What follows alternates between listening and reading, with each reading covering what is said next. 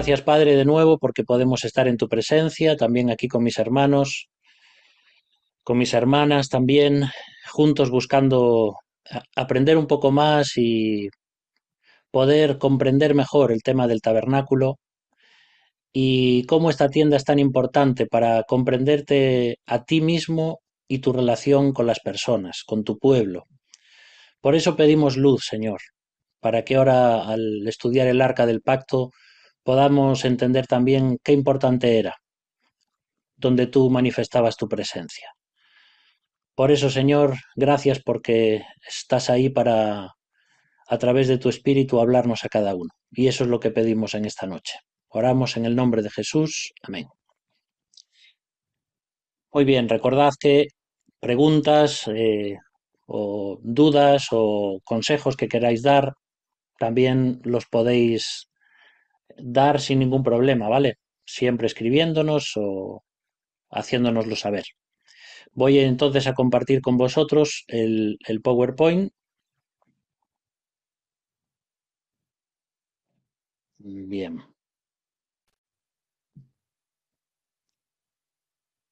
así ya tenemos todo grabando también para nuestro estudio. Muy bien, pues ya hemos visto, como os decía, varios elementos del tema del tabernáculo. Yo creo que en general, si eres una persona que lleva pues varios años como cristiano, todas estas cosas deberían serte un poco familiares, ¿no? Pero siempre hay cosas que podemos aprender, cosas que podemos descubrir y profundizar todavía más.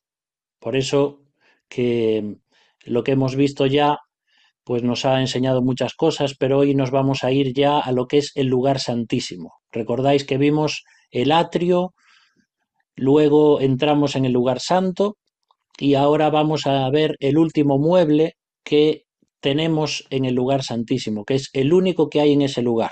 El lugar santísimo, recordad que era un lugar en forma de cubo perfecto, un cuadrado perfecto, y ahí vamos a encontrarnos con la presencia de Dios que se manifiesta en lo que se llama el arca del pacto.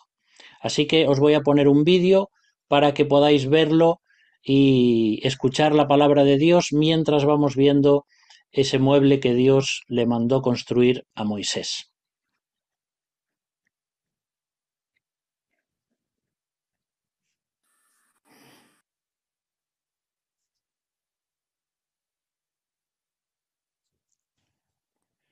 Harán también un arca de madera de acacia, cuya longitud será de 1 metro y 10 centímetros de largo, 65 centímetros de ancho y 65 centímetros de alto.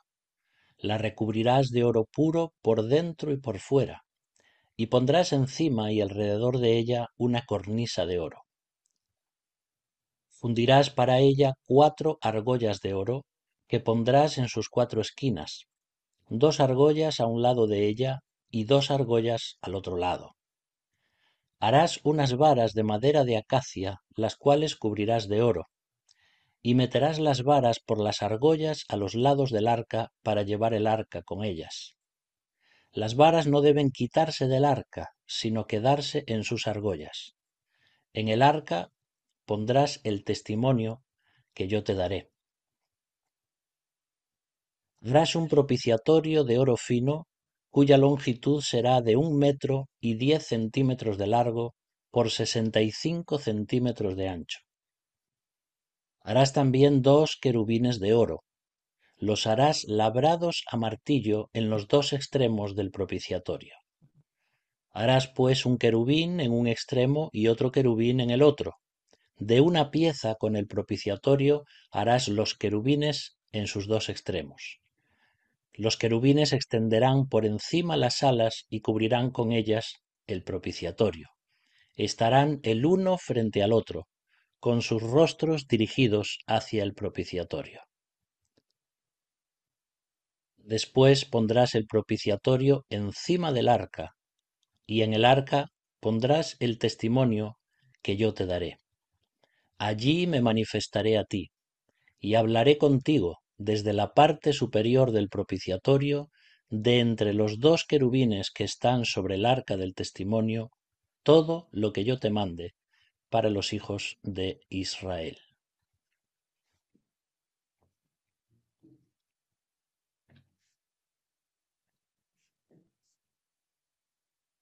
Entonces, lo que estamos viendo es, como os decía, ese último mueble donde podemos encontrarnos con la misma presencia de Dios. Por eso, como vamos a ver, ese mueble o ese utensilio se va a componer de dos partes y antes de entrar a ese lugar santísimo y de enfocarnos en lo que es el arca del pacto, tenemos que recordar que había un velo antes que separaba el lugar santo del lugar santísimo.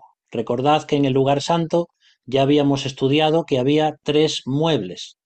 Teníamos el candelabro, teníamos a la parte derecha la mesa de los panes de la proposición y justo delante del velo, antes de entrar al lugar santísimo, el altar del incienso.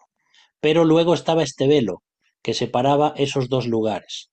Si leemos, por ejemplo, en Éxodo 26, del 31 al 33, dice así: también harás un velo de azul, púrpura, carmesí y lino torcido. Será hecho de obra primorosa, con querubines. Así el velo servirá para separar el lugar santo del lugar santísimo. Y lo que estamos viendo, pues, es un velo bordado de una forma preciosa. Ya no es un velo como el que separaba, por ejemplo, el atrio del lugar santo, que allí había otro velo, otro tipo de cortina, y también en la entrada misma del tabernáculo, antes de entrar a él, antes de entrar al atrio, también había una serie de cortinas, pero para nada se podían comparar con esta. Este era un velo especial, grabado con todo el lujo y de una forma maravillosa. Y además había querubines ahí grabados en ese velo. Recordad que, como repetimos continuamente, solo una vez al año el sumo sacerdote podía entrar en el lugar santísimo. Así que muchas de las cosas que hacían los sacerdotes durante el año las hacían en el lugar santo, pero solo una vez al año, en el día de Yom Kippur o el día de la expiación, es que el sumo sacerdote entraría. Luego vamos a ver algo más en cuanto a eso. Entonces, esa separación, ese velo, nos está mostrando un lugar donde Dios habita y donde el ser humano no puede habitar. Es un velo que nos separa al ser humano de Dios.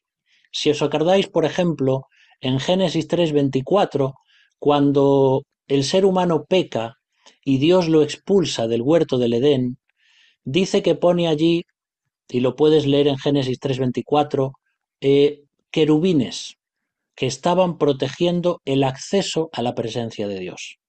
Porque el ser humano, después de haber pecado, había perdido su comunión con Dios y, debido a ese pecado, a esa rebeldía, a esa desobediencia, no podía estar en la presencia de Dios, en la presencia de un Dios santo y perfecto. Es por eso que Dios pone como una protección para que el hombre no pueda entrar al huerto del Edén. Y pone allí querubines, dice, y una espada encendida que se revolvía por todas partes. Si te das cuenta, el tabernáculo es la nueva forma en la que Dios deja que el ser humano vuelva a entrar, no en el huerto del Edén, pero sí en su misma presencia. Puede entrar al salón del trono para establecer contacto de nuevo con el rey si se cumplían una serie de requisitos y de exigencias que Dios pedía. En aquel momento, cuando Adán y Eva son echados o expulsados del huerto del Edén, no estaban preparados para entrar. Ahora, debido a todo lo que Dios ha preparado y establecido en cuanto a estos ritos y a estas costumbres que tenían que hacer, en cuanto a los sacrificios, etcétera, el ser humano, por lo menos el sumo sacerdote, en representación de todo el pueblo, podía entrar a través de ese velo, a través de esos querubines, como un recuerdo de que podía entrar otra vez a la comunión del huerto del Edén. Pero es algo simbólico, simplemente. Y esto nos muestra que había una deuda de pecado que estaba pendiente. ¿eh? Las personas, los seres humanos habían pecado, y aunque Israel fue el pueblo que Dios escogió, eso no significa que era un pueblo santo y que no pecaba, porque a lo largo del Antiguo Testamento podemos encontrar cómo Israel una y otra vez se rebelan contra Dios, siguen practicando la idolatría y hacen cosas abominables a los ojos de Dios. Simplemente porque Dios los escoge es porque son su pueblo, pero no porque tengan nada especial. De hecho, todavía hoy, en todo lo que estamos viviendo con esta guerra entre Israel y la Franja de Gaza y todo lo que está pasando ahí, es verdad que uno, por ser cristiano, se pone del lado de Israel, pero Israel no está haciendo bien las cosas tampoco a día de hoy. Y las cosas que está cometiendo y los asesinatos que está cometiendo, y no entremos en terreno político, no es algo que es la voluntad de Dios. Pero la realidad es que Dios los escogió y Dios va a defender a Israel de todas las demás naciones. Y tal como se está poniendo el tema geopolítico en el mundo y las guerras que están sucediendo a nuestro alrededor, no sé si habéis visto ya las noticias esta semana, pero ya se está hablando de una tercera guerra mundial debido a cómo se están poniendo las cosas entre Ucrania, Rusia, Gaza y todas las cosas que están pasando y las naciones que apoyan a cada uno. Entonces, esto no es para que seamos alarmistas, pero sí para que veamos que la venida del Señor está cerca. Más allá de que seamos arrebatados o trasladados, o más allá de que si tú crees que vamos a ser llevados 7 años antes de la tribulación, o en la mitad de la tribulación, o etcétera, etcétera, estoy hablando de esa venida de Cristo en general, de que el Señor está cerca, de que va a volver y todas las cosas en el mundo nos están mostrando eso, ¿no? Entonces, hay una deuda de pecado pendiente y por eso solamente estos sacrificios que se hacían una vez al año perdonaban a todo el pueblo de Israel durante todo el año que había pasado. Pero así cada año había que hacer una y otra vez, porque ese pecado estaba cubierto, pero no estaba quitado, como luego lo va a quitar el Cordero de Dios que quita el pecado del mundo, ¿no? El Señor Jesucristo. Entonces, si lo pensáis, el cuerpo de Cristo era el velo que ocultaba su gloria. Vamos a ver ahora otro versículo que nos lo va a mostrar también, pero cuando las personas veían a Jesús de Nazaret, veían a un hombre normal, no veían la gloria de Dios. Sabían que era hijo de María, de José, tenía sus hermanos carnales, etcétera, etcétera. Era una persona más. Claro que luego comenzaron a ver sus milagros y empezaron a ver que él era el Hijo de Dios, pero hasta que llegó el momento en el que Pedro, Jacobo y Juan son invitados por Jesús a ir a un monte alto, donde él se transfigura, no es hasta ese momento donde ellos se dan cuenta de la gloria interna de Jesús de Nazaret. Ahí está mostrando que el cuerpo, su humanidad, tal como él se encarnó, era algo que estaba opacando la gloria de Dios mismo. Porque luego en Hebreos, cuando lo estudiemos, veremos que Jesús es la imagen misma, la misma sustancia de Dios, el reflejo de su gloria. Pero al tener un cuerpo, esa gloria estaba, por decir así, apagada, estaba opacada. ¿eh? Entonces, cuando Él se transfigura, estamos viendo esa gloria de Dios. Por ejemplo, si leemos en Marcos capítulo 15 y versículos 37 y 38, cuando está Jesús ahí crucificado, dice, mas Jesús, dando un fuerte grito, expiró. Entonces el velo del templo se rasgó en dos, de arriba abajo. Y todos sabéis esto que es tan importante en el Nuevo Testamento, porque tanto en el tabernáculo como luego va a suceder en el templo, el velo era ese velo que estamos hablando, de donde estaban bordados esos querubines, y el velo separaba el lugar santo del lugar santísimo, que es lo que estamos viendo hoy. Nadie podía entrar a través de ese velo. Sin embargo, en la muerte de Jesús, en el mismo momento en el que la vida de Jesús se rasga y su cuerpo se rompe, dado en sacrificio por cada uno de nosotros, el velo del templo, que estaba a una distancia prudencial de allí, también se rompe, algo totalmente imposible de hacer. ¿Por qué? Porque el velo del templo tenía 18 metros de altura, tenía 10 centímetros de grosor. Estamos hablando de la tela. La tela tenía un grosor de 10 centímetros y pesaba varias toneladas. Los estudiosos bíblicos dicen que ni siquiera un grupo de bueyes tirando de ese velo podrían romperlo con facilidad. Es decir, que el velo del templo era algo muy, muy pesado, imposible de romper. Eso no es algo que se podía cortar con unas tijeras, no es algo que se podía rasgar de arriba abajo como si nada. Fue algo sobrenatural.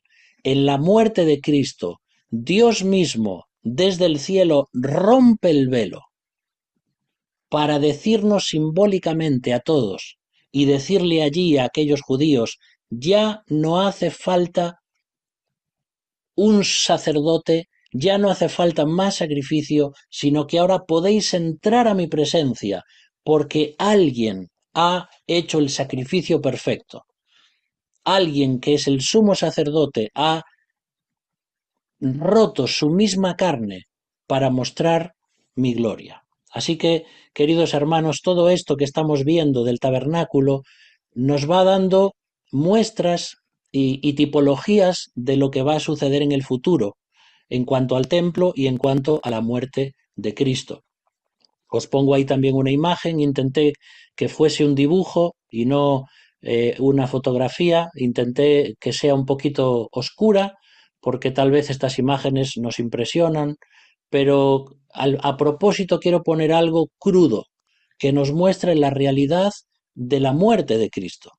Dice Hebreos 10, versículos 19 y 20, así que hermanos, tenemos libertad para entrar en el lugar santísimo por la sangre de Jesucristo, por el camino nuevo y vivo que Él nos abrió a través del velo, esto es, de su cuerpo. Y fíjate cómo el escritor o la escritora de Hebreos está diciendo que el cuerpo de Jesús era como un velo. ¿Os dais cuenta? A través del velo, esto es, del cuerpo de Cristo. Cuando el cuerpo de Cristo es desgarrado en la cruz del Calvario, y literalmente su corazón físico fue desgarrado también, es que la gloria de Dios, el perdón de Dios, la expiación de Dios y la presencia de Dios se abren para toda la humanidad, para todos aquellos que quieran entrar a la presencia de Dios. Ya no hay que esperar un año entero, ya no tienes que hacer un sacrificio, ya no tienes que ser descendiente de Aarón para, como sumo sacerdote, poder entrar, sino que ahora, gracias a ese único sacrificio, podemos entrar en la presencia de Dios. Y ni siquiera nos podemos imaginar lo que le costó al Hijo de Dios hacer esta obra.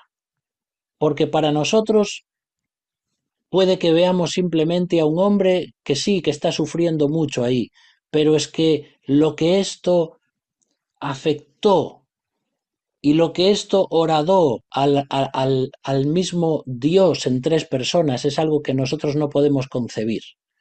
No podemos entender en el seno trinitario lo que sucedió cuando Cristo está muriendo y expira. Eso es algo imposible de entender para nosotros como criaturas finitas, pero era el plan de Dios el plan de Dios el Padre y de Dios el Hijo y de Dios el Espíritu Santo para que una humanidad tan pecadora y perdida y rebelde como nosotros pudiese tener de nuevo el acceso a la presencia de Dios. Entonces, ese velo del tabernáculo es importante porque nos muestra esa separación. Pero ahora entramos ahí al lugar santísimo del tabernáculo y nos encontramos con el arca del pacto, también llamada el arca de la alianza o el arca del testimonio. El lugar santísimo era como el salón del trono. Y te quiero hacer pensar en el comportamiento que una persona debe tener ante una persona de gran autoridad. Por ejemplo, en la época bíblica, cuando alguien se presentaba ante el rey, era algo de mucho honor. A veces tenía que ser el mismo rey el que te llamaba, pero presentarse ante un rey era algo que había que preparar. No podías ir de cualquier forma. Y tu conducta, tu comportamiento delante del rey, tus gestos, tus palabras, tenían que ser dichas y hechas de una forma especial. Y de la misma forma, lo que Dios está mostrando es que si alguien quiere entrar a su salón del trono, a su misma presencia, al lugar santísimo donde Él manifiesta su presencia, donde se sienta sobre los querubines, no se puede entrar de cualquier manera. Y es por eso que Dios dice que el arca del pacto debe componerse de dos partes. Una que es el arca en sí mismo, como ese cofre, como ese tesoro, por decir así, como ese cajón de madera de acacia revestido de oro, pero luego la tapa, que se llama el propiciatorio. Entonces, era muy importante esto, porque es el lugar más importante de todo el tabernáculo.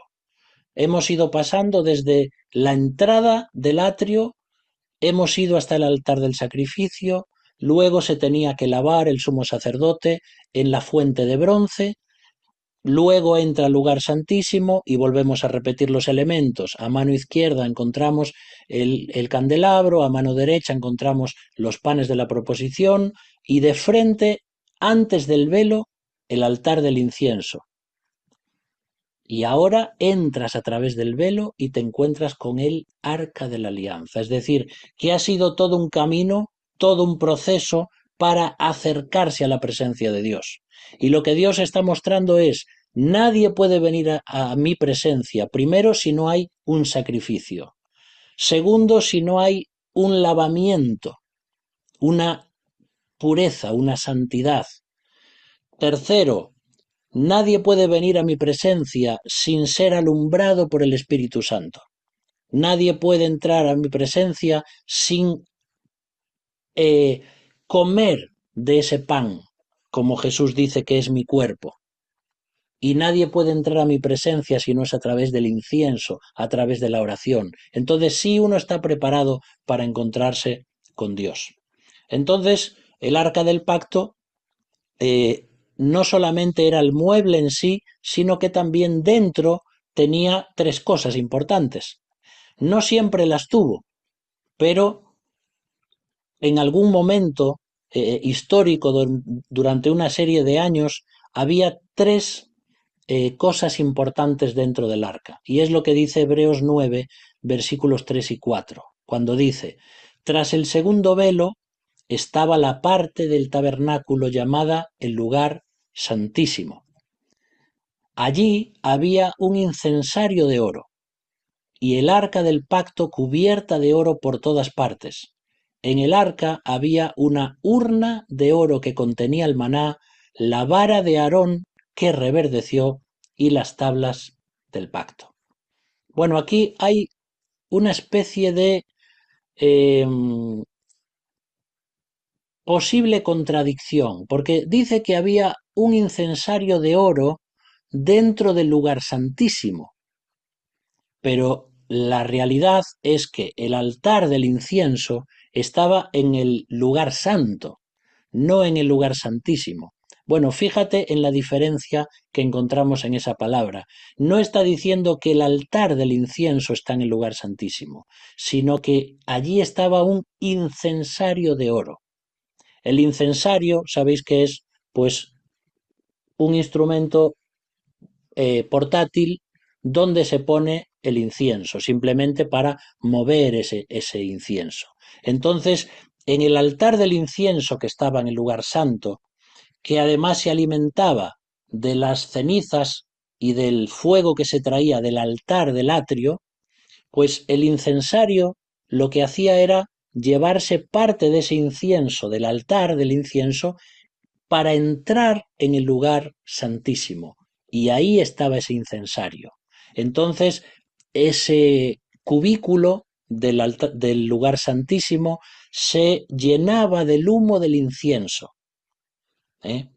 El incienso también es importante porque todos esos sacrificios, digamos, no es que fueran un olor agradable. Cuando tú estás matando y sacrificando animales y apartando todas sus partes internas y externas, eso no olía muy bien. Y el incienso también se usaba, digamos, como para que hubiese un olor agradable, a pesar de todo ese sacrificio y de esa matanza, por decir así, que se hacía allí. Pero ahí encontramos entonces cómo el sumo sacerdote podía entrar con el incensario y que lo que se respirase en la presencia de Dios fuese algo agradable, no algo sucio, no algo mortuorio, ¿sí? Y dice que ahí, dentro del arca del pacto, pues se habían guardado tres cosas muy importantes. Primero, las dos tablas de la ley, que no eran las primeras, porque si te acuerdas, las primeras tablas que Dios le dio a Moisés en el monte Sinaí, en Éxodo capítulo 20, las hizo Dios mismo. Él preparó las tablas y con su dedo las escribió. Pero cuando después de 40 días Moisés baja al pueblo, baja del monte y se encuentra con aquella fiesta pagana donde habían hecho un becerro de oro, Moisés se enfadó tanto que rompió las tablas de la ley y tuvo que subir otra vez al monte para interceder por el pueblo y tuvo que volver a fabricar dos tablas otra vez con los 10 mandamientos. Pero ahora ya no se las dio Dios. Ahora Dios le dijo, ahora fabrícate tú las tablas. Entonces encontramos la gracia de Dios por un lado, pero también la responsabilidad del ser humano y las consecuencias. Entonces, esas segundas tablas que Moisés preparó con los 10 mandamientos son las que se iban a incluir y se iban a guardar en el arca del templo. También iba a haber una urna con el maná. ¿Te acuerdas que el maná pues era esa comida que durante 40 años Dios enviaba cada madrugada para que pudiesen comer los hijos de Israel? Era el pan que descendía del cielo. ¿eh? Si lo lees allí, en el Pentateuco te va a decir que era como semillas de culantro, de color blanco, amarillento, de sabor de hojuelas con miel, y era una cosa rara. De hecho, era tan raro que los hebreos le llamaron maná, porque maná en hebreo significa ¿esto qué es? Así que le llamaron a esa comida ¿esto qué es? Eso es lo que significa maná. Y parte de ese maná, de una forma que Dios preservó para que no se pudriera, estaba también dentro del arca. Porque si te acuerdas, las personas tenían que salir por la mañana a recoger el maná y solo recoger lo que iban a comer ese día, porque si dejaban algo para el día siguiente, el maná se pudría. Sin embargo, este maná, este poquito maná que se recogió para poner en el arca, no se pudrió nunca. Otro milagro de Dios. Y por último, otra de los elementos que se encontraban en el arca era la vara de Aarón que reverdeció. Y si te acuerdas de la historia, esta historia surge a causa de una murmuración del pueblo de Israel, que dicen, bueno, ¿y por qué tienen que ser Aarón y sus hijos los que van a ofrecer su servicio al Señor? ¿Acaso nosotros no podemos también? y entonces ahí Dios dice que se pongan diferentes príncipes del pueblo, cada uno con su vara y la vara de Aarón, y entonces Dios hace un milagro, y es que la vara seca y muerta de Aarón reverdece, y esa vara de almendro vuelve a echar flores. Un milagro también. Y eso era para mostrar que Dios es quien elige y Dios es quien llama al ministerio. Y no son las personas, ni son los celos, ni son las envidias, ni es el querer, sino que es un llamado de Dios. Era algo muy importante que Dios quería dejar para que el pueblo de Israel dejase de criticar y de murmurar, que siempre estaban contra Dios y contra el liderazgo. ¿eh? Entonces, esos son los tres elementos que encontramos ahí dentro del arca del pacto. ¿Por qué la ley? Porque la ley es la verdad de Dios. ¿Por qué el maná? Porque es la provisión de Dios, que nunca iba a faltar para el pueblo de Israel. ¿Y por qué la vara? Porque era la vida de Dios, que reverdece, que da vida de nuevo, que nos habla también simbólicamente de la resurrección.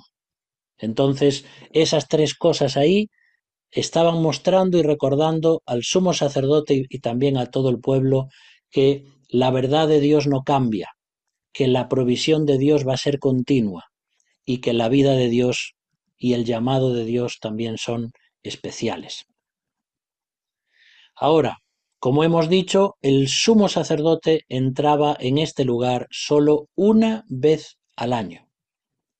Ahora, cuando hablamos de la ley de Dios o de los mandamientos de Dios, a veces no entendemos bien lo que significaba para el pueblo de Israel recibir los 10 mandamientos. Por eso digo ahí, la ley de Dios no es como un examen moderno o como los exámenes actuales. No significa que Dios dice, mira, tienes este libro que estudiar. Entonces, si sacas un 5, un 6 o un 7, apruebas. ¿eh? Pero no es así como funcionaba la ley de Dios. Para que tú pudieses estar aprobado en la ley de Dios, tenías que sacar un 10. No es que decías, bueno, si cumplo 6 o 7 mandamientos, pues tengo un 6, tengo un 7, tengo un notable. Bueno, no, porque la ley de Dios se tiene que cumplir completamente, si no, no es aprobada la persona.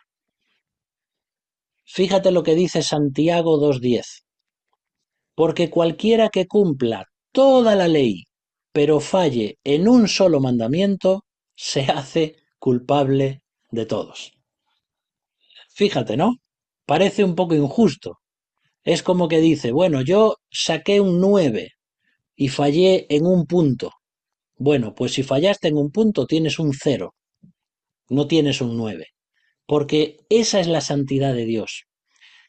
La santidad de Dios y la ley de Dios no se dio para que nosotros, por medio de nuestras obras y de nuestro esfuerzo personal y de nuestros méritos personales, podamos conseguir acceder a Dios, sino que se dio como una norma donde cada persona que intenta cumplir esas obras se da cuenta de que no puede. ¿Sí? Y podemos decir, bueno, esto es injusto, ¿por qué Dios me exige tanto? ¿Qué importa si solo fallé en un punto?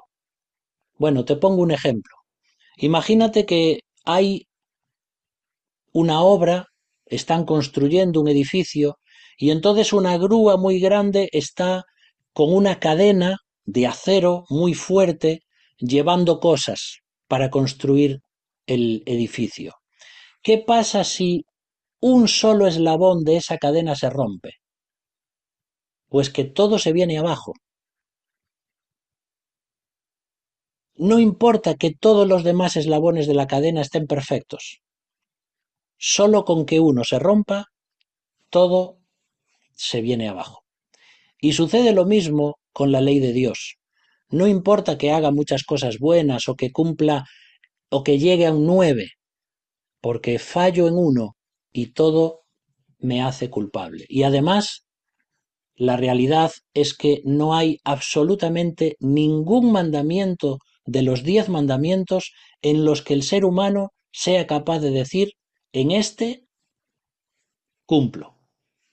Porque cuando nos confrontamos con la vida y con nuestro pecado nos damos cuenta que son absolutamente, totalmente, cada uno de los 10 mandamientos los que estamos quebrantando constantemente. Te pongo otro ejemplo ahí. La ley de Dios es imposible de cumplir para el ser humano, porque la ley de Dios lo único que hace es decirnos que estamos muy enfermos. ¿Mm? Esto lo puedes leer en el Nuevo Testamento, cuando Pablo habla de la ley y dice que la ley se nos dio como un ayo para llevarnos a Cristo, la ley se nos dio como algo provisional, una serie de consejos, una serie de cosas que nos animaban a ser buenos o perfectos, pero que en el fondo nos mostraban que no podíamos. Es lo que sucede con un termómetro. Un termómetro no puede hacer nada por ti. Te lo pones ahí bajo el brazo como este bebé y te dice que tienes 40 grados de fiebre. Estás a punto de irte de este mundo. Eso es lo que hace la ley. La ley de Dios nos dice, Abraham, eres un pecador. Abraham, tienes mucha fiebre. Abraham, tienes un virus dentro que te va a matar. Eso es lo que hace la ley.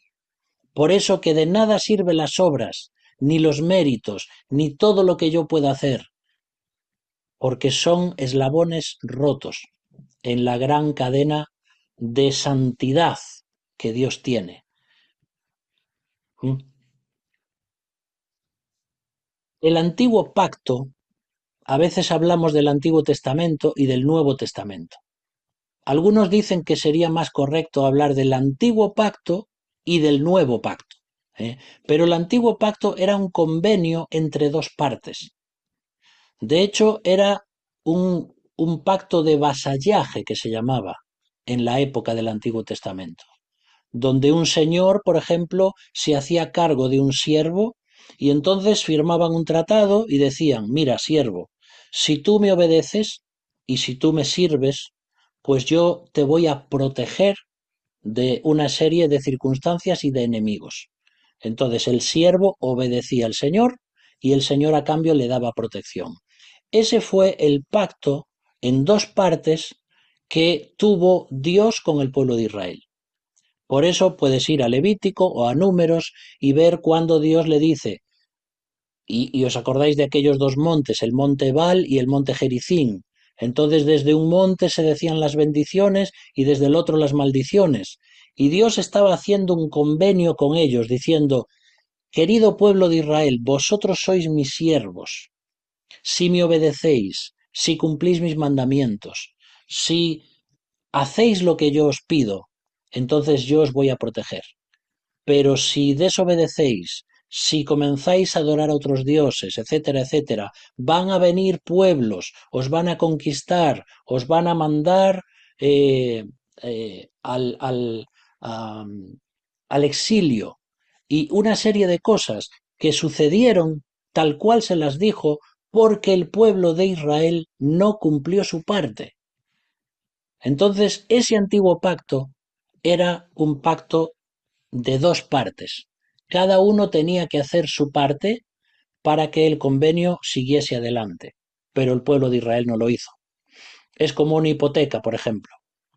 Yo digo, bueno, yo me comprometo a pagar esta cantidad de dinero para tener pues este piso que quiero comprar o esta casa. Entonces el banco me dice, bien, yo te doy el dinero, pero tú me lo tienes que ir devolviendo. El día que tú falles en tu parte del tratado, yo me quedo con tu posesión, porque no es tuya hasta que la pagues totalmente. Entonces hay un convenio entre dos partes. Pero el nuevo pacto, queridos hermanos, es unilateral. El pacto del Nuevo Testamento, que es el pacto que Cristo hace con el ser humano, ya no depende del ser humano, sino que es un regalo que Dios da a todo aquel que lo quiere. Y te pongo aquí el ejemplo de una herencia. Cuando hay un testamento y hay una herencia que se le va a dejar a un hijo o a un familiar, ese hijo o ese familiar no tiene que hacer nada, simplemente tiene que recibir la herencia, porque el testador o el que está dando la herencia o regalando la herencia o lo que sea, lo hace unilateralmente, dice, yo decido darle esta herencia a esta persona simplemente porque quiero dársela. Y esa es la diferencia entre el antiguo pacto y el nuevo pacto.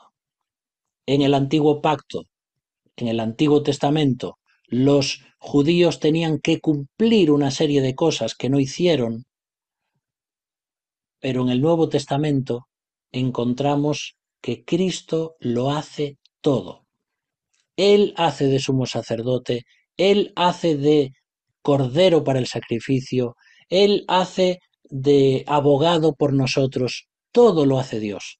Y todo el pago lo paga Dios. Y toda la deuda de nuestro pecado la salda Cristo en la cruz. Por eso es un pacto maravilloso, un pacto que nos rompe los esquemas, un pacto que nos hace ver el gran amor de Dios por nosotros, en que siendo aún pecadores, Cristo quiso dar su herencia de salvación a sus propios enemigos, que éramos nosotros. Y esto es tremendo. Entonces, es para que veáis la diferencia entre lo que era el Antiguo Testamento y lo que es el Nuevo Testamento. Ahora, quiero poneros un vídeo que, aunque dura unos 9 minutos y os puede parecer un poco largo, explica de una forma maravillosa lo que era el día del Yom Kippur, es decir, el día de la expiación. Porque el proceso que se hacía durante todo ese día es muy complejo. Y si lo explico sin poner un vídeo iba a ser un poquito difícil. Por eso, fíjate bien en lo que va a pasar ahora y en cómo desde que el sumo sacerdote entraba al atrio hasta que terminaba lo que era el día de expiación, fíjate todas las cosas que tenían que hacer. ¿Sí?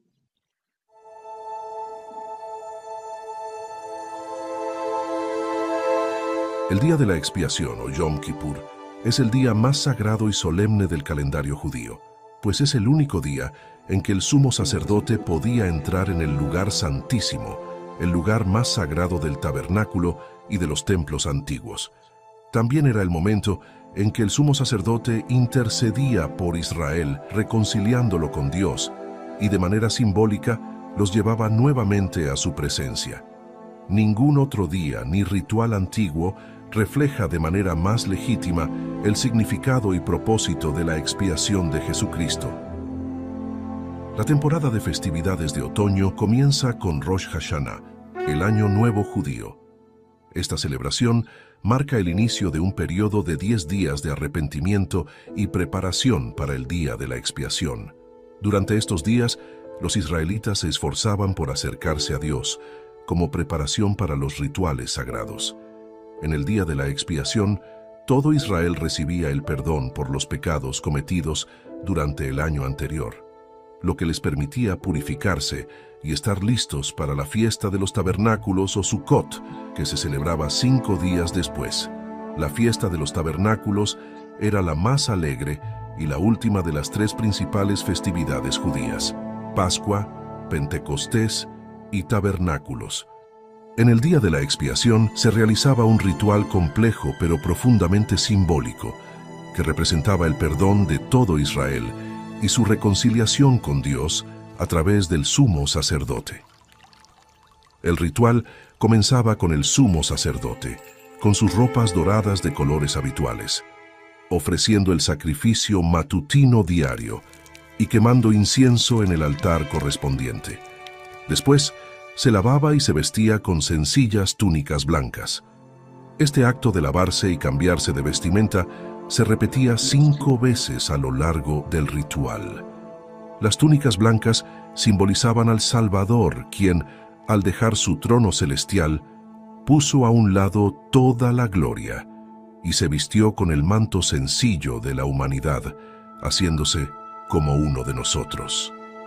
El color blanco es también un poderoso símbolo de pureza que refleja la pureza absoluta del verdadero gran sumo sacerdote, Jesucristo. Luego, el sumo sacerdote traía 2 machos cabríos al tabernáculo o templo y echaba suertes para determinar el destino de cada uno. Uno de ellos se destinaba a Azazel, el chivo expiatorio, y el otro al Señor. Para diferenciar al chivo expiatorio, se le ataba una cinta roja alrededor de los cuernos. A continuación, el sumo sacerdote tomaba un becerro o toro joven y colocaba sus manos sobre su cabeza, transfiriendo simbólicamente al becerro sus propios pecados y los de sus compañeros sacerdotes. Luego lo degollaba, recogiendo la sangre en un recipiente para usarla en los siguientes pasos del ritual. Enseguida, tomaba un carbón encendido del altar del sacrificio y una porción de incienso, para entrar por primera vez en el lugar santísimo atravesando el velo. Allí, vestido de blanco, quemaba el incienso ante el Señor, llenando la sala de humo, el cual simbolizaba la presencia de Dios. Después, salía del lugar santísimo, se lavaba nuevamente y tomaba la sangre del becerro para entrar por segunda vez. Entonces, rociaba 7 veces la sangre sobre el arca de la alianza, un acto que simbolizaba el perdón del sumo sacerdote y su reconciliación, lo cual le permitía entrar en la presencia del Señor. Después, el sumo sacerdote sacrificaba el macho cabrío destinado al Señor, recogiendo nuevamente la sangre en un recipiente. Luego, entraba con la sangre al lugar santísimo por tercera y última vez. Al igual que antes, rociaba la sangre del macho cabrío 7 veces ante el arca. Dado que el macho cabrío era la ofrenda por el pueblo, este acto de llevar su sangre al lugar santísimo representaba que todo Israel, a través del sumo sacerdote y gracias al sacrificio, podía entrar simbólicamente en la presencia del Señor. De la misma manera que el sumo sacerdote podía únicamente entrar mediante la sangre, así también nosotros solo podemos entrar en la presencia de Dios por la sangre derramada de Jesucristo. Al salir del lugar santísimo, el sumo sacerdote rociaba la sangre combinada del becerro y del macho cabrío ante el velo del tabernáculo, y también la usaba para cubrir los 4 cuernos del altar del incienso. La sangre restante se derramaba en la base del altar del sacrificio, en el atrio exterior. Después, el sumo sacerdote volvía al chivo expiatorio y colocaba sus manos sobre su cabeza, transfiriendo simbólicamente los pecados de todo el pueblo al macho cabrío. En ese momento, pronunciaba el nombre sagrado del Señor, que solo podía ser dicho en este día santo. Oh Jehová, te suplico, tu pueblo, la casa de Israel, ha sido inicuo, ha pecado y ha errado ante ti. Oh Jehová, te suplico, pues, que cubras sus iniquidades, transgresiones y pecados. Luego, este inocente macho cabrío, dependiente de su dueño para su cuidado y protección, era llevado fuera del tabernáculo y conducido hacia el desierto, donde se perdía y finalmente moría. Quizá ningún símbolo del Salvador sea más poderoso que el chivo expiatorio. Libre de toda maldad, al igual que este macho cabrío, el Salvador cargó con los pecados del mundo. Isaías expresó esto muy espléndidamente. Todos nosotros nos hemos descarriado como ovejas, cada cual se ha apartado por su propio camino, mas Jehová cargó en él la iniquidad de todos nosotros. Los lectores modernos a menudo subestiman el significado del día de la expiación, considerándolo un ritual arcaico y anticuado centrado en la muerte y el derramamiento de sangre. Sin embargo, al profundizar en cada uno de sus aspectos, se revela un poderoso mensaje sobre la expiación de Jesucristo. La palabra expiación, o kafar en hebreo, significa cubrir. Así, cuando el sumo sacerdote cubre literalmente con sangre el arca, el velo y los altares del tabernáculo, está simbolizando que se ha realizado la expiación y que el camino para regresar a través del tabernáculo se ha abierto gracias al derramamiento de sangre. En las Escrituras aprendemos que cuando el Salvador fue a orar y sufrió en Getsemaní, primero dejó a 8 discípulos en la entrada, luego llevó a Pedro, Jacobo y Juan más adentro en el jardín, y finalmente, solo, se adentró aún más para orar. Aunque es imposible saber la razón exacta de esta progresión en 3 niveles que el Salvador establece dentro del jardín, se correlaciona de manera notable con los 3 niveles del tabernáculo: el atrio exterior, el lugar santo y el lugar santísimo. Es como si el Salvador quisiera recrear estos 3 niveles para demostrar que estaba oficiando como nuestro gran sumo sacerdote e intercediendo en nuestro favor. La hermosa enseñanza sobre la simbología del día de la expiación nos dice que solo a través de la sangre derramada del Cordero de Dios, Jesucristo, es que podemos volver a entrar en la presencia del Señor, pues Él ha tomado sobre sí nuestros pecados e iniquidades, recibiendo así el perdón y haciendo ligeras nuestras cargas. Gracias a Él, nuestros pecados pueden ser cubiertos, borrados o expiados. El libro de Hebreos enseña: pero Cristo, habiendo llegado a ser sumo sacerdote, no por sangre de machos cabríos ni de becerros, sino por su propia sangre, entró una vez y para siempre en el lugar santísimo, habiendo obtenido eterna redención. Qué maravilloso es que, a diferencia del antiguo Israel, que solo podía ser perdonado una vez al año, nosotros podemos acudir diariamente al Señor, depositar nuestros pecados y culpas sobre Él y ser continuamente perdonados y purificados gracias a su expiación.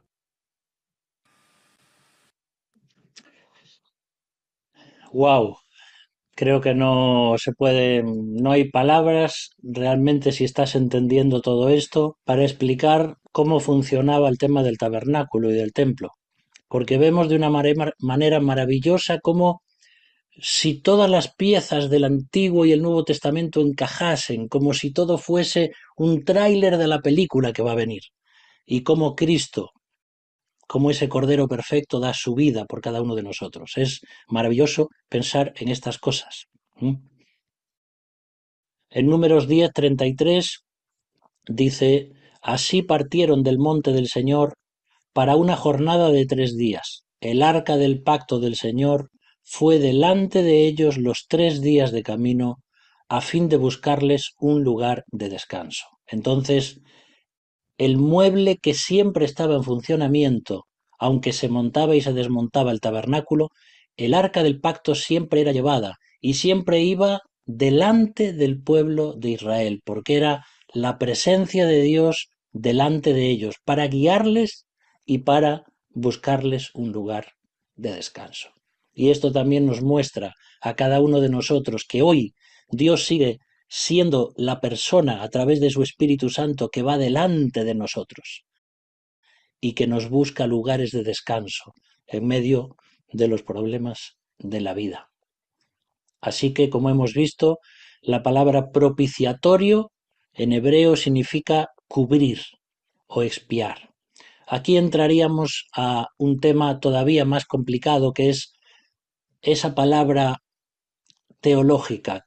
¿Cuál es más conveniente, la expiación o la propiciación? Porque a veces los teólogos que profundizan mucho en estas dos palabras no llegan a un acuerdo. Algunos dicen que es la expiación la palabra correcta, porque en la expiación tiene que haber un sacrificio para que luego haya una propiciación, es decir, que Dios esté satisfecho al ver que se cumple su justicia. Pero esto es un tema delicado y difícil para nosotros por el tema de dos atributos de Dios que parece que se contraponen para nosotros. Una es la ira de Dios y otro es el amor de Dios. Hay personas que dicen que no hay tal cosa como la ira de Dios, pero si crees que Dios es un Dios que se aira, no como nosotros los seres humanos, por supuesto. Nosotros nos enfadamos por caprichos, por motivos personales, por egoísmo, pero la ira de Dios es el otro lado de la cara de la santidad de Dios. Un Dios santo se aira ante el pecado. Y entonces el dilema de Dios frente a ¿cómo hago para mostrar mi justicia santa, donde debería mandar a la muerte y al pecado y al infierno a toda la humanidad, pero mi otro atributo, que es el amor y que los amo de una forma tremenda, no quiero enviarlos? ¿Cómo voy a hacer para satisfacer mi justicia y al mismo tiempo amarlos? Es un gran problema para nosotros. Y Dios, la solución que le dio a esto fue a través de ese sacrificio. Tiene que haber un sustituto, tiene que haber alguien que pague la deuda para que Dios pueda estar satisfecho en su santidad. Os pongo aquí un ejemplo que tal vez nos puede ayudar, aunque es muy sencillo, pero imagínate una persona joven que acaba de sacar el carnet de conducir y entonces tiene un amigo que también acaba de sacar el carnet de conducir. El padre le regala a su hijo ese coche y entonces el amigo de su hijo le dice si se lo deja. Entonces el amigo empieza a conducir y tal y tiene un accidente tal que el coche queda siniestro total. Entonces este chico viene y habla con su amigo y hablan con su padre y su padre está enfadado y tiene ira. ¿Por qué? Porque ese coche todavía no se había pagado. ¿Y quién va a saldar ahora eso? Cuando ese coche ya no sirve para nada. Entonces el padre le dice, bueno, yo te perdono, pero alguien tiene que pagar. Entonces el hijo dice, papá, no te preocupes, yo tengo dinero ahorrado y yo voy a saldar la deuda. Así que el amigo de este joven queda en las dos partes, por un lado perdonado por el padre y al mismo tiempo la deuda saldada por el hijo. Y si esto nos puede ayudar a entender que el pecado Dios no puede pasarlo por alto de ninguna manera porque va contra sí mismo y un Dios santo se aira y se enoja contra el pecado. Por eso alguien tiene que pagar y Cristo paga la deuda para que nosotros podamos estar justificados delante del Padre. Levítico 16:2, ya terminando, dice, yo apareceré en la nube sobre el propiciatorio. Y aquí nos encontramos también que cuando el sumo sacerdote entraba en la presencia de Dios en ese día de expiación, una especie de neblina de nube cubría el propiciatorio, la tapa del arca, para mostrar que Dios estaba satisfecho y que estaba ahí su presencia. Y de la misma forma lo encontramos también en el monte de la transfiguración, que ya dijimos antes, cuando Jesús está allí y manifiesta su gloria, dice que una nube lo rodeó, y es esa Shekinah, esa presencia santa de Dios. Por eso todo tiene algo que encaja una cosa con la otra.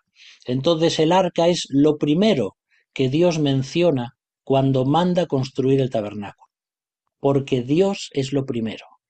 El arca del pacto, el lugar donde yo, dice el Señor, voy a habitar, donde yo me voy a relacionar con el ser humano, es lo primero que hay que construir.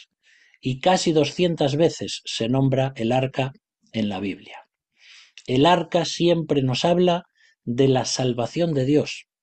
Si piensas en el arca de Noé, Dios le mandó construir un arca para salvarlo a él, a su familia y a todos los animales.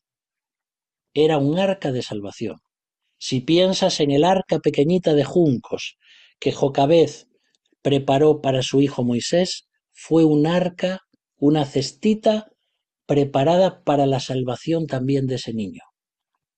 Y el arca del pacto está mostrando la salvación de toda la humanidad. Y en el futuro veremos algo tremendo, porque Apocalipsis 11:19 dice: en ese momento el templo de Dios fue abierto en el cielo, y el arca de su pacto se dejó ver en el templo. Entonces hubo relámpagos, estruendo, truenos, un terremoto y una fuerte granizada. Y esto es futuro. Y los versículos previos nos están diciendo que el caos y la maldad de la humanidad ya se ha salido por completo de lo normal, por decir así. Y ahora se ve en el templo de Dios que se abre y se ve el arca del pacto, y entonces vienen juicios de Dios, porque la presencia de Dios de nuevo traerá salvación para el mundo y castigo para todos aquellos que no quieran seguir en sus caminos. Hay una frase muy bonita de un escritor que se llama Mackintosh, y él dice: el único lugar apropiado para el encuentro entre Dios y el hombre es aquel en que la gracia y la justicia se encuentran. Pero ¿dónde podrían encontrarse estos atributos? Solamente en la cruz. Y mira estos versículos del Salmo 85. Fuiste propicio a tu tierra, Señor. Perdonaste la maldad de tu pueblo. La misericordia y la verdad se encontraron. La justicia y la paz se besaron. La verdad brotará de la tierra y la justicia mirará desde los cielos. Y Dios nos está mostrando con esta serie de textos que su justicia y su amor, aunque parezcan contradictorios, son parte de su misma esencia, de sus propios atributos, y Él encontró la forma de seguir siendo Dios en esos atributos, poder estar satisfecho con el pago del pecado, pero al mismo tiempo mostrando amor y perdón para toda la humanidad. Y esa arca del pacto también nos muestra, como muchos de los elementos del tabernáculo, que estaba hecha de madera por fuera, de madera internamente, y por fuera estaba cubierta de oro, y nos muestra esas dos naturalezas de Cristo, la humanidad y la divinidad. Sin embargo, el propiciatorio no era de madera, el propiciatorio era de oro puro, porque solo Dios puede hacer la expiación. Y así como termina esta imagen, así deberíamos terminar nosotros, puestos de rodillas, adorando no a un arca, sino adorando a alguien que estaba siendo el antitipo de esta arca, el Señor Jesucristo. La obra que Él hizo es algo tan grande y tan tremendo que no lo podemos explicar en toda su dimensión. Por eso, queridos hermanos, queridas hermanas, si os parece bien, el próximo día veremos un poquito en cuanto al templo, porque más o menos tiene las mismas partes y los mismos elementos, pero ese templo de Salomón no tenía nada que ver con esa pequeña tienda de campaña de la que hemos estado hablando. Entonces, pues yo le pido al Señor también que nos pueda ayudar a que este estudio nos acerque más al Señor y podamos contemplar la grandeza de Dios y de su palabra, y de cómo a veces cosas que nos va diciendo la Biblia hace miles de años, todo estaba preparado para que encajase en todo el puzzle gigante de la salvación de Dios para la humanidad. Por eso, hermanos, que esto nos motive a adorar a Dios, a seguirle, a confiar en Él, a pesar de lo que estemos sufriendo o experimentando en nuestras vidas, a pesar de las guerras y los rumores de guerras, como nos dice la palabra de Dios. Sigamos adelante porque Cristo viene y aún hemos de ver cosas maravillosas en nuestra vida. Vamos a orar entonces.